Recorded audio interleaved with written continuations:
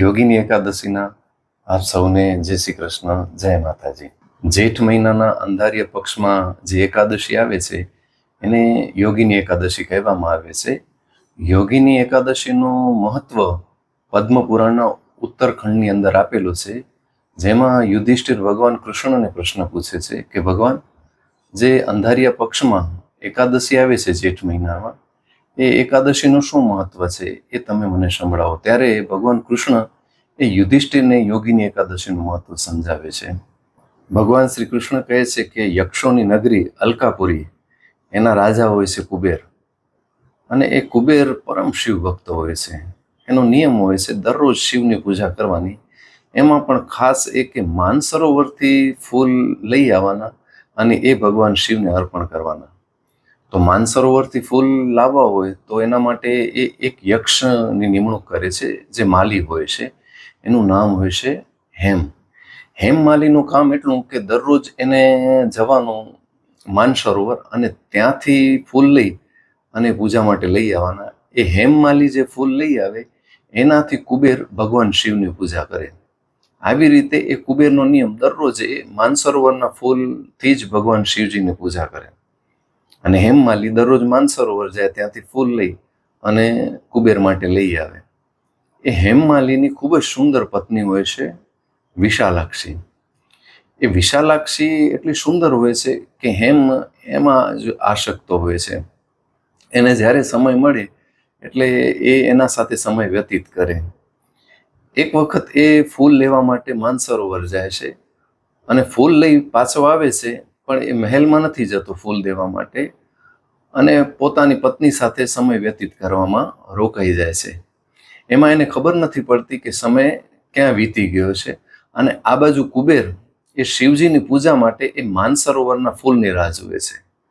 સમય વીતતો જાય છે અને બપોર થઈ જાય છે, ત્યાં સુધી હેમમાલી ફૂલ લઈને આવતો નથી. એટલે કુબેર ગુસ્સે થઈ જાય છે અને પોતાના સેવકોને આજ્ઞા આપે છે કે હેમ છે ક્યાં? એ હેમમાલી હજી સુધી આવ્યો કેમ નથી? અને મારી પૂજામાં વિઘ્ન પડ્યો છે, તમે એને જલ્દી લઈ આવો.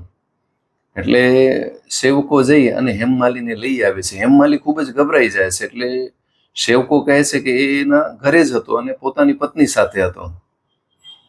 એટલે કુબેર બહુ જ ગુસ્સે થઈ જાય છે અને એને કહે છે કે તું મારી ભક્તિમાં તે વિક્ષેપ નાખ્યો છે, તારા કારણે આજે મારી પૂજા જે છે એ અટકી ગઈ છે. એટલે હું તને શ્રાપ આપું છું કે તને કોઢ થશે.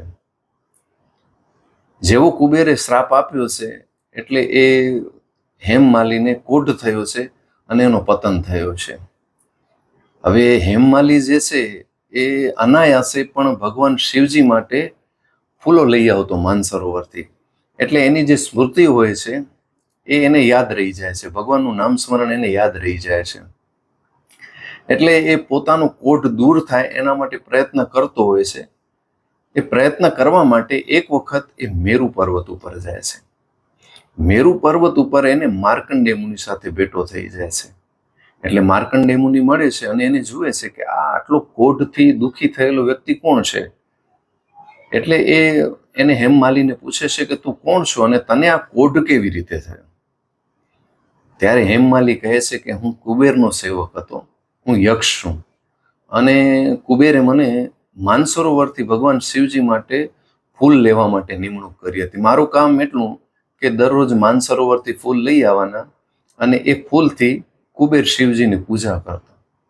પણ એક વખત થયું એવું કે હું મારી પત્નીમાં આસક્ત થઈ ગયો અને ફૂલ પૂજા માટે ન પહોંચાડ્યા અને મને મોડું થઈ ગયું. એના કારણે કુબેર ગુસ્સે થઈ અને મને શ્રાપ આપી દીધો.